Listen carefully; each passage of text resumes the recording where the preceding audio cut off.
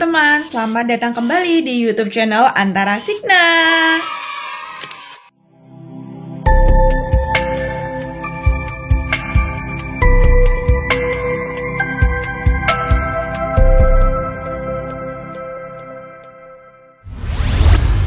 Kali ini Antara Signa akan membahas mengenai penyakit Alzheimer dan tata laksananya. Oke, sebelum kita berkenalan dengan tata laksananya, kita harus tahu dulu nih mengenai penyakit Alzheimer. Apa sih penyakit Alzheimer itu? Alzheimer atau nama lainnya adalah pikun atau demensia. Berdasarkan pengertiannya, Alzheimer sindrom demensia yang ditandai dengan penurunan ingatan dan kemampuan kognitif pasien secara progresif. Nah, Alzheimer ini biasanya terjadi pada pasien geriatrik. Lalu apa sih faktor resikonya? Faktor resiko penyakit Alzheimer itu berdasarkan yang pertama adalah usia. Jadi, semakin tinggi usia atau semakin banyak usia, otomatis penurunan kemampuan sel otak itu juga akan terjadi. Sehingga usia ini sangat berperan penting dalam progresivitas dari penyakit Alzheimer ini. Kemudian ada riwayat keluarga. Riwayat keluarga itu berhubungan dengan genetik ini ya. Jadi kalau sebelumnya ada keluarga yang menderita Alzheimer, nah bisa jadi tuh keturunannya juga nanti ada yang menderita Alzheimer. Kemudian ada jenis kelamin, yaitu wanita. Ternyata wanita itu 2 kali lebih besar banyak menderita Alzheimer dibandingkan dengan pria. Kenapa? Karena adanya perubahan hormonal. Jadi ternyata hormon yang ada pada wanita yaitu estrogen itu sangat berperan penting dalam peningkatan kognitif, kemudian juga perlindungan dalam sel otak dan lain sebagainya. Nah, ketika terjadi perubahan dari estrogen atau perubahan dari hormonnya dan otomatis estrogen itu akan menurun, otomatis sel proteksinya kemudian juga akan berpengaruh pada fungsi sel pada otak. Kemudian ada penyakit kardiovaskuler. Penyakit kardiovaskuler ini biasanya adalah stroke. Karena pada stroke ini biasanya terdapat sumbatan atau plak pada pembuluh darah, yang mana itu nanti ketika ada plak dan sel otak tidak mendapatkan suplai oksigen dan tidak bisa bernafas, alhasil adalah syaraf atau sel-sel syaraf tersebut kekurangan nutrisi dan berakibat pada nekrosis atau kematian sel. Sehingga stroke ini juga berperan dalam progresivitas dari penyakit Alzheimer. Kemudian ada penyakit diabetes. Ternyata ketika kondisi diabetes, maka kadar gula yang ada di otak itu menurun. Otomatis ketika glukosa di otak menurun, maka dia akan berdampak juga tuh pada nutrisi-nutrisi pada sel. Kemudian juga karena adanya penurunan glukosa juga akan menyebabkan gangguan pada sel saraf, utamanya di otak. Kemudian ada juga faktor risiko lain seperti trauma otak atau trauma kepala, biasanya pada pasien tumor ataupun pasien karena kecelakaan dan lain sebagainya. Nah, berdasarkan patofisiologinya sekarang, jadi kita bisa ngelihat ya teman-teman, di sini adalah normal brain atau sel otak secara normal. Sedangkan kalau di sini adalah otak dari pasien Alzheimer. Ternyata dalam otak pasien Alzheimer itu terjadi penurunan aktivitas kolinergik dan juga adanya abnormalitas jalur glutamat dan peningkatan mediator inflamasi. Nah, sebenarnya Alzheimer itu berkaitan pada apa sih?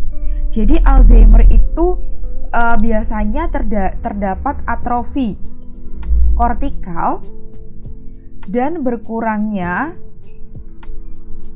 syaraf secara signifikan. Bisa kita lihat di sini ya teman-teman. Nah, ini kan kita lihat bahwa otaknya itu sangat utuh. Nah, di sini pada pasien Alzheimer dia mengalami atrofi di sini. Atrofi dan berkurangnya syaraf secara signifikan, terutama syaraf kolinergik.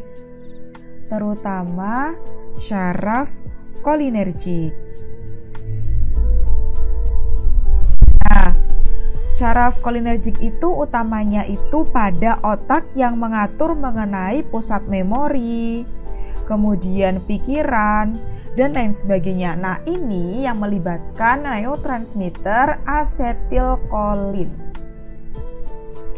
Jadi, kalau teman-teman lihat dari video epilepsi, aku di situ sudah menjelaskan mengenai neurotransmitter, peran neurotransmitter dan macam-macam neurotransmitter.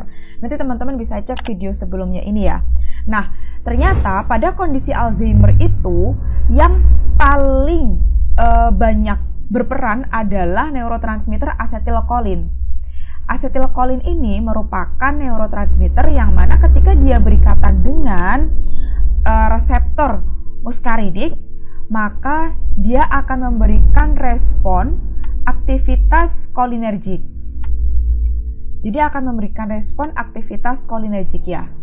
Nah, ketika dia itu berikatan dengan reseptor nikotinik atau reseptor nikotinat, dia akan memberikan respon aktivitas pada kondisi memori, kemudian selain memori juga pada pikiran, emosi, dan lain sebagainya. Nah, pada kondisi Alzheimer yang pertama terjadi penurunan aktivitas kolinergik. Sehingga kalau terjadi penurunan aktivitas kolinergik bisa kita hubungkan bahwa pasien mengalami penurunan asetilkolin. Gitu ya. Nah, abnormalitas jalur glutamat ini juga ketika terjadi peningkatan jalur glutamat itu sangat menyebabkan penurunan asetilkolin. Sehingga ketika glutamatnya itu meningkat secara drastis gitu ya, nah otomatis itu akan menekan dari si asetilkolinnya itu gitu. Nah, kemudian ternyata di sini pada pasien Alzheimer itu kesimpulannya secara garis besar adalah terjadi penurunan kondisi atau penurunan neurotransmitter dari asetilkolin yang berperan pada aktivitas kolinergik, kemudian berkaitan dengan memori, kognitif, pikiran, dan emosi. Nah, di sini ternyata ada peningkatan mediator inflamasi. Apa tuh maksudnya? Jadi, pada otak yang terdapat pada pasien Alzheimer itu ada yang namanya plak amyloid atau beta amyloid. Nah, plak amyloid ini nantilah yang menyebabkan kondisi apa? Yang menyebabkan kondisi degenerasi sel saraf. Dia akan menyebabkan degenerasi sel saraf. Nah, yang biasanya dijumpai pada geriatrik yang normal juga. Tetapi kalau semisal plaknya itu banyak, maka itu nanti akan berakibat pada kondisi Alzheimer-nya itu. Nah, plak-plaknya ini terbentuk karena adanya peningkatan mediator inflamasinya ini, karena ada inflamasi di situ, gitu ya. Jadi memang banyak peran di sini, yang mana dari titik akhirnya adalah kondisi Alzheimer itu terjadi karena penurunan neurotransmitter asetilkolin, sehingga nanti tujuan terapinya adalah peningkatan neurotransmitter asetilkolinnya ini untuk meningkatkan media pengingat, kemudian juga pikiran dari si pasien tersebut. Berkenalan dengan Alzheimer, kita sebagai seorang farmasis atau apoteker atau mahasiswa farmasi ya, kita harus tahu mengenai tata laksana terapinya. Jadi berdasarkan yang sudah saya jelaskan tadi ya, bahwa terapinya ini berfokus pada peningkatan nilai asetilkolin ya teman-teman. Peningkatan asetilkolin di sini. Sehingga kita konsentrasinya pada peningkatan asetilkolin. Nah, di sini obatnya itu ada 3 ya secara umum untuk pasien Alzheimer. Yang pertama ada inhibitor kolinesterase. Apa sih kolinesterase itu?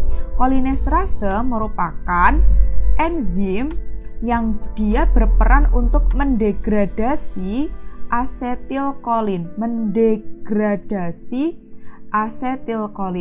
Jadi, kalau enzim kolinesterase ini terbentuk, maka asetilkolin itu tidak akan terbentuk dengan sempurna, gitu ya. Karena fungsi kolinesterase itu mendegradasi asetilkolin. Oleh karena itu, kalau asetilkolinnya itu didegradasi atau dirusak, otomatis akan terjadi penurunan asetilkolin kan? Nah, salah satu obatnya adalah menghambat kolinesterase ini, menghambat enzim kolinesterase ini. Untuk apa? Tujuannya yaitu untuk meningkatkan ketersediaan asetilkolin pada otak. Gitu ya. Nah, obatnya apa aja? Obatnya ada donepezil, ada rivastigmine, ada galantamin. Tapi beda-beda ya untuk mekanisme kerjanya. Kalau yang donepezil, dia itu menghambat enzim asetilkolinesterase secara reversibel. Kalau yang rivastigmine, dia menghambat enzim butyrylkolinesterase dan asetilkolinesterase. Jadi sama-sama menghambat enzim yang mendegradasi dari asetilkolinnya. Kemudian kalau galantamin, dia bekerja secara selektif dan kompetitif, serta dia menghambat asetilkolinesterase secara reversibel dan meningkatkan aksi dari asetilkolin pada reseptor nikotinik. Jadi lebih ke peran meningkatkan pengingat atau media pengingat dari si pasien atau memorinya ya. Nah, efek sampingnya adalah gangguan gastrointestinal. Jadi nanti perlu diedukasikan untuk penyakit gangguan gastrointestinalnya ini. Tapi ini minor ya teman-teman ya. Nah, kemudian ini inhibitor kolinesterase itu digunakan untuk pasien yang kondisinya ringan sampai sedang. Jadi memang inhibitor kolinesterase ini dia sebagai first line terapi untuk Alzheimer. Donepezil, rivastigmine, galantamin. Gitu ya. Nah, lalu apa second line-nya? Nah, second line-nya pada kondisi sedang hingga berat itu biasanya menggunakan terapi anti glutamat. Tadi ya, ketika glutamatnya itu glutamat itu fungsinya untuk meningkatkan aktivitas sel saraf lainnya.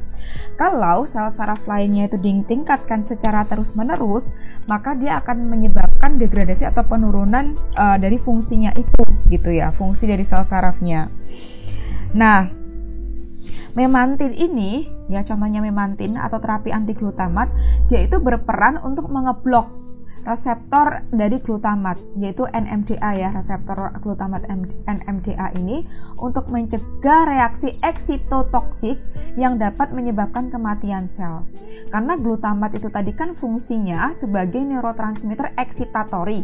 Eksitatori itu adalah yang meningkatkan aktivitas sel saraf yang lainnya. Nah, kalau glutamat ini diaktifkan terus-menerus secara jangka panjang, jadi kan tidak ada jeda sama sekali, otomatis dia nanti akan menyebabkan kondisi haus ya atau rusak, sehingga akan menyebabkan kondisi kematian sel. Nah, ada terapi yaitu anti glutamat yang digunakan untuk mengeblok tuh si glutamatnya itu, sehingga nanti akan bekerjanya seadanya aja gitu ya. Nah, biasanya obat yang diberikan adalah memantin ini.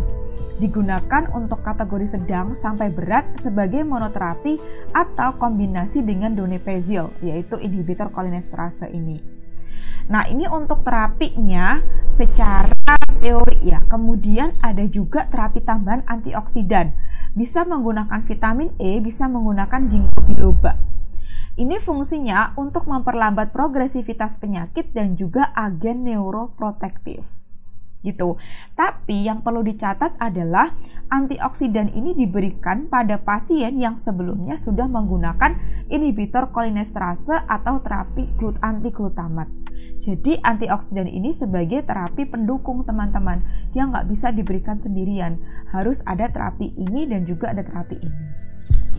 Gitu ya. Oke, nah kapan sih obat tersebut tuh bisa diganti kalau semisal nggak efektif kayak gitu ya?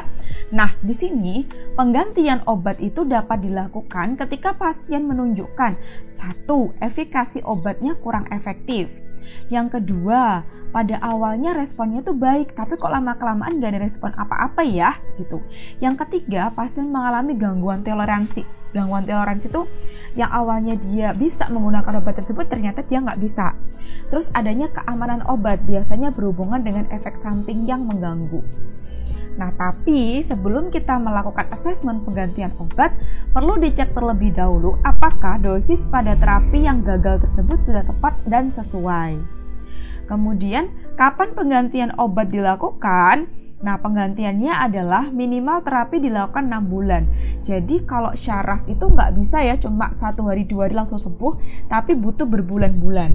Nah, untuk penggantiannya ini dievaluasi setiap 6 bulan. Kemudian terapi outcome-nya positif ketika digantikan dengan obat yang lain.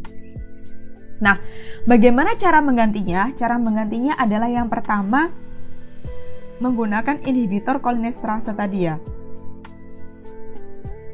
Jadi bisa donepezil kemudian diganti dengan rivastigmine ataupun sebaliknya, atau bisa diganti dengan galantamin, ya.